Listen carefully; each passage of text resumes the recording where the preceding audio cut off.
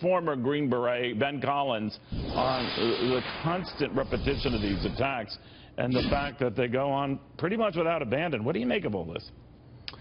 Well, Neil, certainly I think it's the first thing I would say, and the most important thing is that this attack against Muslims coming out of a mosque is a absolute victory for ISIS.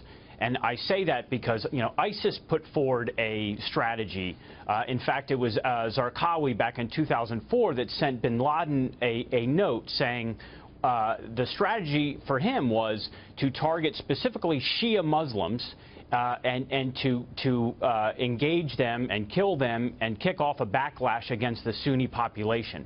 So what ISIS has been trying to do is to create a backlash against the Sunni societies within the Western societies, for them to look at this as only one of two choices: either join ISIS or be defeated and be, you know, in the hostility and persecuted by the government. So this individual, by attacking these Muslims coming out of a mosque, has done exactly what ISIS has been trying to accomplish for years. And in this case, garner sympathy, right? I mean, in the process. Correct, and the sad irony is he used, you know, an ISIS technique in terms of using vehicles to kill people. So you know, my concern here is that by, you know, that hostility that's going to be engaged, you know, and obviously the media, you know, through the media and through these attacks, there's just so much anger.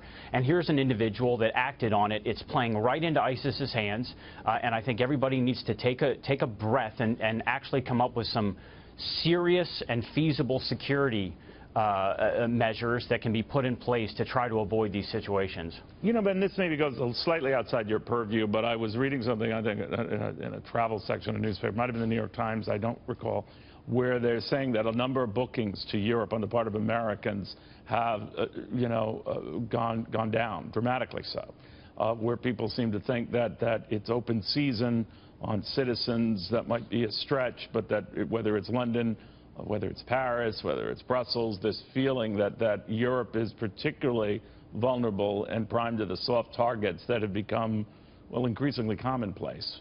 What do you tell folks, like in this country, if they're entertaining a trip abroad, or particularly to Europe, where a lot of this stuff has been going down, and they're nervous?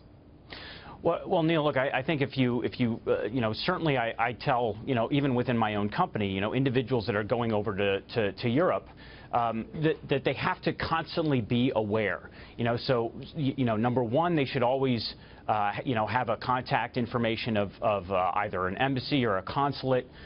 You know, they should do their homework and read up you know, around the location. But it really comes down to whether it's Europe or it's here. You know, people need to be aware. They need to pull themselves out of their phones. You know, you go on to, you know, the New York subway, or you know, just walking down the streets. People are completely engrossed in their phones. They're tuning out the rest of the world, and that's dangerous. People need to, as we would say in the military, keep their head on a swivel. See, you know, and look, your gut tells you if you see something that looks out of place and doesn't look right, don't be afraid to say something to, you know, to the nearest, you know, law authority.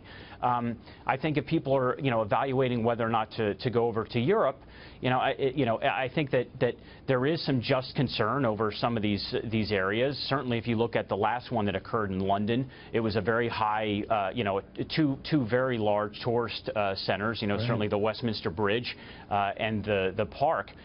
So I think that, you know, if it's a choice, where can I go for a vacation? People might be looking to someplace where there hasn't been any terror attack. You know, I can certainly say that we've continued to send individuals from my company over to Europe, specifically London. But people just need to start paying attention, I think, a lot more than they have. Right. Well, your most practical bit of advice there, and you always have a lot of it, is the headphones and the music and getting so distracted you're not aware of what's going on right around you.